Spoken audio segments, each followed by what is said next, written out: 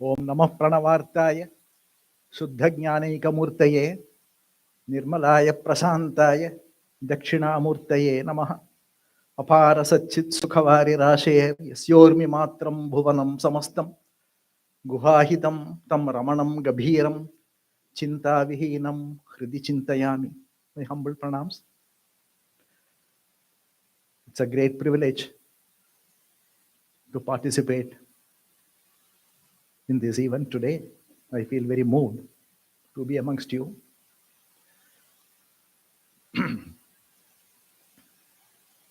We are gathered today to celebrate the Jayanthi of the greatest of all sages of all times. This also marks the 100th year of the formation of Shri Ramana Ashramam. In fact, it is not quite correct to say formation because Ramana Ashramam happened by itself. It happened without any sankalpam, any personal will. It just came up.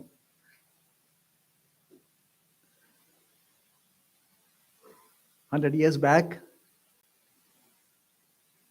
in the middle of May, Bhagavan's mother fell ill, and her illness took a serious turn. On the 19th of May, mother was serious. And from the morning, Bhagavan sat with her in the room where she was lying. Kunju Swami has recorded that event in a very minute detail.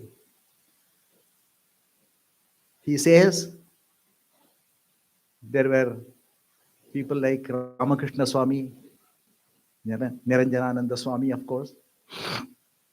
Kavya Kanta was there. Sundaresh Iyer was there. A number of people were there. And Bhagavan had his lunch in that room on the day. He did not leave the presence of the mother. And in the evening, it was quite clear that the end was near. So Bhagavan had both his hands on his mother, one on the head and one on the chest. He sat like that for several hours. When they requested Bhagavan to come for dinner, he said, "No, I won't move from this place." And at about 8 o'clock, the breathing stopped. And Bhagavan had his hands for some more time on the body of the mother. And then he got up and then said, "Now there is no pollution." And he had his dinner at the time. Kavya Kanta was watching, observing all these things very closely. And he saw that there was a divine luster in the face of the mother. There was no trace of death at all. It was glowing. He was very moved by that sight. And he immediately recognized that this is liberation.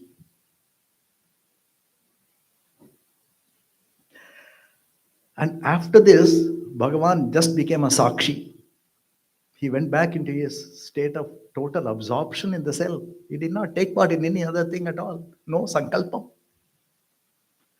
He just witnessed everything that happened later on. So there was this discussion.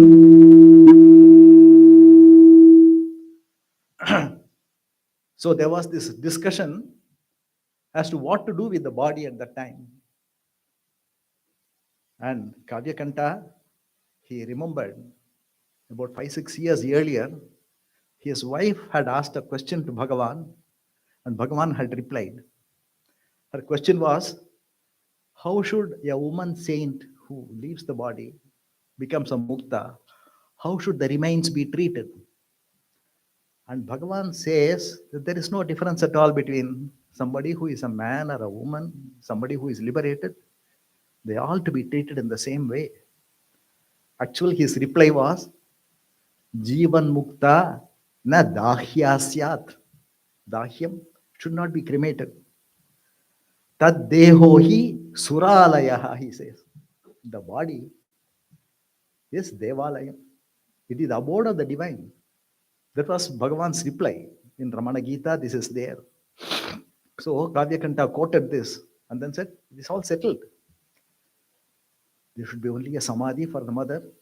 And they decided to take the body to the south side of the hill, and underneath the hill, a place was found, a samadhi pit was dug, and she was kept in the yogic posture, and the lingam was established on top. Kavyakanta did one more thing. I'm talking about Kavyakanta's verses because there is a very good link in what is going on in Ramanashramam today. He wrote 6 verses and called it as Saundaryamba Nirvana Shatkam. Saundaryamba is translation of Alagamma into Sanskrit. Nirvana Shatkam. There he says, in one place, Guhakara Shaktya. He mentions about Shakti. Guha. He refers to Bhagavan as Skanda, Guha. Guha Kara Shaktya, Ruddha Prana. Her Pranan left the body by the Shakti of Bhagavan. And then he goes on to say, Takshana Dhuta Samasta Vikalpa. He refers to the fact of all the vasanas just subsiding, the mind sinking into the heart, because he saw that body glowing. He says that by that Shakti of Bhagavan's hands, this liberation was made possible. And this Shakti is a topic he is going to revisit again in a few months' time. Then there was this Mandala Puja for about 45 days. They used to come from Skandashram, all the people, including Bhagavan, every day in the morning, observe the puja, go back. It went on for some time. And it became difficult because the logistics was very difficult to have 2 places, to maintain 2 places. And in the month of November, says Kunjaswami, the visitors were too many in number on that day. And Bhagavan could not go back to Skandashramam. He stayed overnight. The next day, when people came to know that Bhagavan is at the foot of the hill, so many of them came, and it repeatedly for several days this happened. Bhagavan just stayed there. There was no sankalpam to go back at all. He just stayed there. In those days, the place where Bhagavan was staying was a thatched hut kind of a thing, and there was a mud platform on which Bhagavan used to sit. The sofa was donated by one Gounder later on. That all came later, but he was sitting on a mud platform.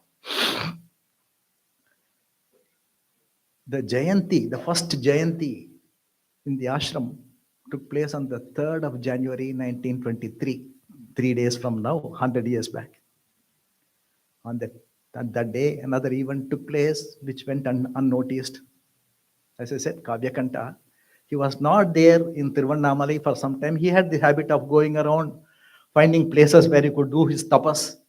So he was away from the ashram for a few weeks, and then he came rushing back to the ashram on the Jayanti day. First Jayanti that was going to be celebrated in Ramanashramam. He came rushing back. Natesha Iyer, who has collected all the verses of Kavyakanta, later on he records this. He says the moment he entered the ashram, he did not look here or there. He went straight to the hall where Bhagavan, the room where Bhagavan was sitting. And as he entered, Bhagavan looked at him. That look of Bhagavan was so gracious, so powerful. Kavyakanta stood there transfixed. He was mesmerized by that look. The physical impact of that grace was so much on Kavyakanta that then and there he composed a shloka and then he sang it. That was the first shloka in the first Jayanti that was celebrated. And it is so beautiful. He talks about the Shakti again. Devi Shaktiriyam Drishoho Shrita Janat Bhantakshaya Dayini. He says, in your look, oh my Lord, there is Jnana Shakti, Durga Shakti. That is what I see in your looks. Devi Shririyam Ambujaksha Mahishi Vaktre Sahasrachade. The 1,000-petaled lotus, that is what your face is. Vaktre Sahasrachade. Shririyam, Mahalakshmi is residing in your face. Mahalakshmi is Icha Shakti. Devi Brahma Vadhuriyam Vijayate Vyahara Gudhapara. Saraswati Devi, Brahma Vadhu. Vijayate, he says, your words are victorious, and in your tongue, in your paravak, Saraswati is residing. So all the three Shaktis he describes here. Icha Shakti, Kriya Shakti, Jnana Shakti, Para Shakti.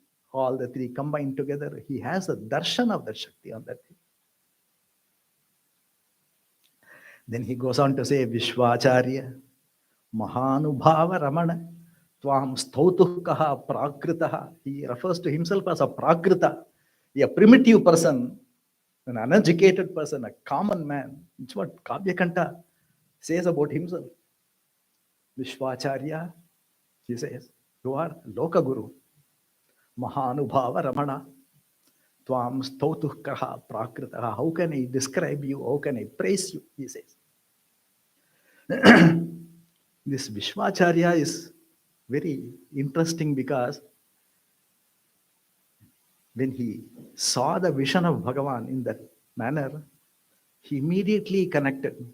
Because till the time, barring I think Frank Humphreys, who was a police inspector who visited him, there was no other Westerner who had visited Bhagavan till that time, nobody from any other country, even North India. He was known in that region. But he says, Vishwacharya, the whole world is going to see you as a teacher. He says, immediately after talking about Saraswati, he says he was a Vishwacharya. The Shakti that Kavyakanta had a vision of on that day took over. Bhagavan himself talks about this Shakti in a different way, of course. When Narayana here asked him, Bhagavan, you are a jnani. You should be able to save me. You should be able to remove my ignorance. Then Bhagavan listened to that and then he laughed and then said, a jnani does not have any sankalpam. Then he said, what will happen to people like me? He cried. Then Bhagavan said, I believe, a jnani does not have any sankalpam, but his presence has got a power. His presence has got a Shakti which absorbs prayers. He uses the word absorbs the prayers of people who are in front of him in his sannidhi, and it grants their wishes. And he says it even can liberate a soul. He says, Bhagavan says his presence can liberate a soul. So this is the way Bhagavan himself described the Shakti. That Shakti took over from that day onwards.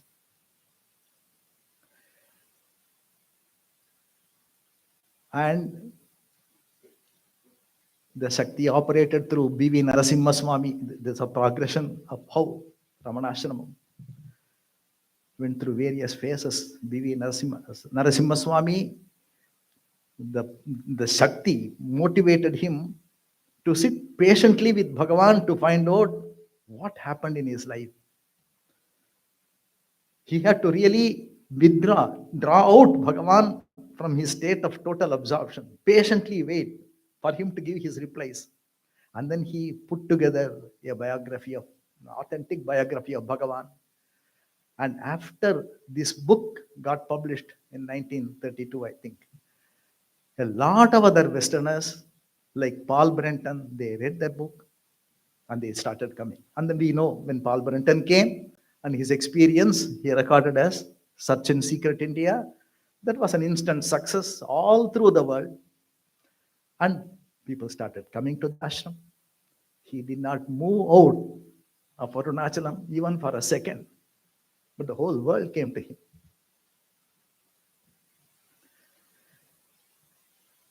So much so that when his physical presence was withdrawn in 1950, His teachings became the vehicle for this Shakti to go all around the world. Immediately after Bhagavan's Mahanirvan, there were a lot of problems for the ashram. Niranjanananda Swami also passed away immediately, 1953. And Ramanananda Saraswati, formerly known as T.N. Venkatraman, he became the president at that time. And he had a lot of legal battles to face. He used to say that, talk about that. He used to come to the Hyderabad center and then talk about his problems. 34 cases were there against the ashram. And he says, I had to face them all. But I need not have worried. In his characteristic manner, he used to say this. I was just discussing with Dr. Anand Ramanan just now. He used to say, நான் கோர்ட்டுக்குள்ள போறதுக்கு முன்னாலேயே அவர் போய் அங்க உட்கார்ந்திருப்பார். Even before I entered the court, I used to see Bhagavan there. His presence was felt. That is the Shakti. And many times I had to argue my case all alone, and they all got settled. But many people left, many devotees left immediately after Bhagavan's Mahanirvan. Having been in that glorious presence, they just did not know how to handle their own lives. Many of them left, not knowing that the presence never left that place, but they left. That was the time when Muruganar started talking about Bhagavan's collected works. He gave, every day he used to give in the evening lectures on Bhagavan's collected works, all the, Aksharamana Malai, Padikam, Navamani Malai, Upadeshasar, Devikalottaram, everything he covered. Every day he used to give a lecture. People when they came to know that Muruganar was talking about Bhagavan's works, one by one they all written. Kanakammal says, they all felt the presence when they heard Muruganar's. That is when we all knew that Bhagavan is living through his teachings, living through his words. Even today, when you take up a book of either Bhagavan's life or Bhagavan's works, he leaps out of the pages. Is it not? His presence is palpably felt. And this was another period in Ramanashram. There were a lot of financial difficulties. They overcame all that. And in 1964 again, almost simultaneously, Shri Ganeshan and Arthur Osborne, almost simultaneously, they had the feeling that we should start a house magazine for Ramanashram. As long as Bhagavan was there, it was not possible because he did not give any approval. What is it that I can say that others do not know? That's what he used to say. But in 1964, this magazine, and they had a beautiful name, Mountain Path. So beautifully conceived a name. That started, and Ganeshan, and he started writing about what was happening in the ashram, and that brought a lot more people to the ashram. Ashram started thriving. This is the Shakti that Kavyakanta had, the darshan of that Shakti that started operating in so many different ways. Not only that, the presence can be felt, the Sannidhi, even today. Dr. Ramanan was saying just now that every day there is a miracle.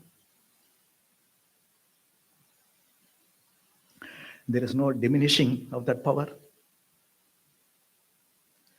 Today also happens to be the 100th. Today happens to be the Aradhana day of Lucia Carnelson. Lucy Ma. She was known as Lucy Ma, a German devotee, a great bhakta. She knew about Bhagavan, but because of the Second World War, she could not come to India. She was a great devotee. She had translated Bhagavan's talks into German, and she was trying to find a publisher. It was a great struggle.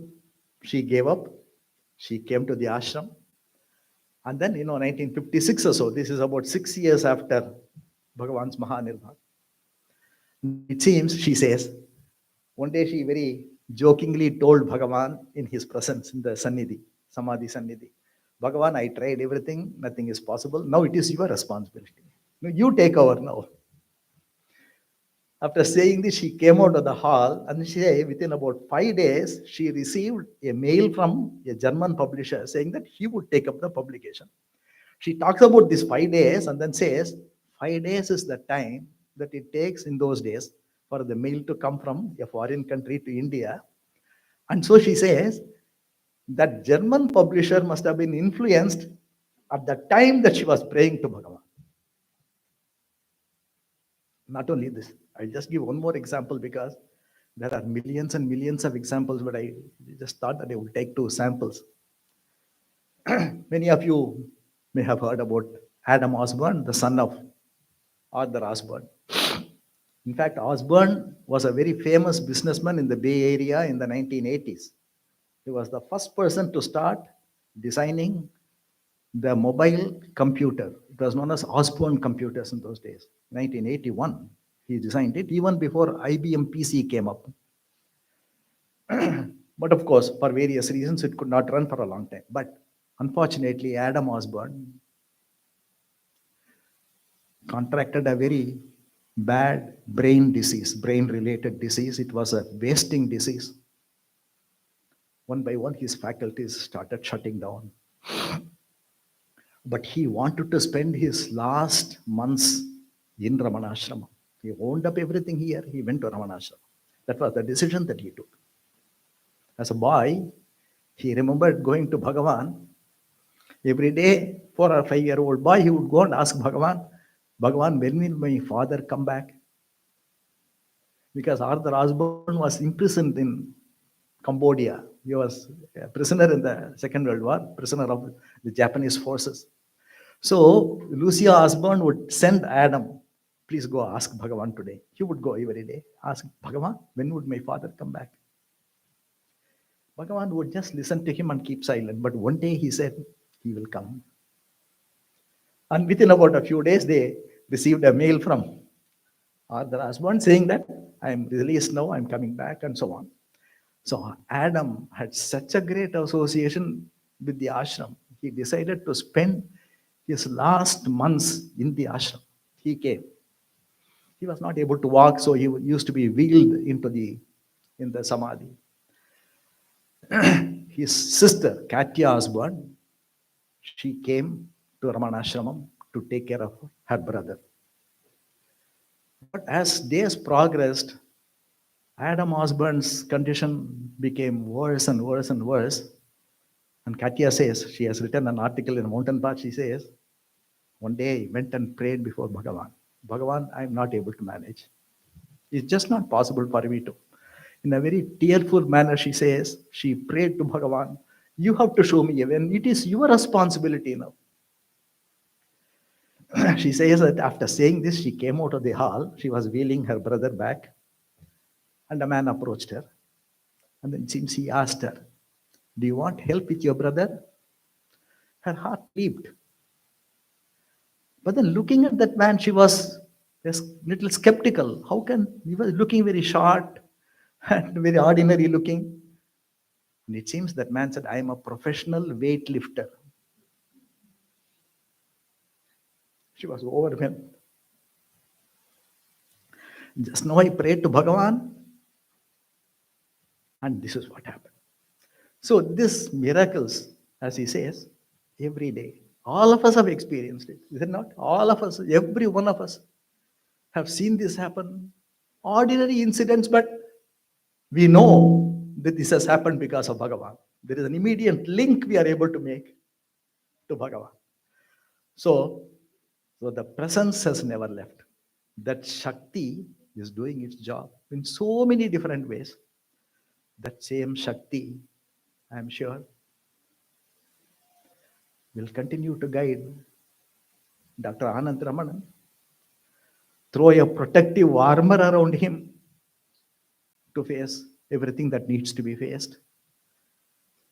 It will infuse him with a lot of ideas to take the ashram through many more glorious days. It will continue to be the center of a spiritual attraction to sincere devotees all over the world. He is still spinning his web of grace and throwing it all around, but the center happens to be Ramana Ashramam still.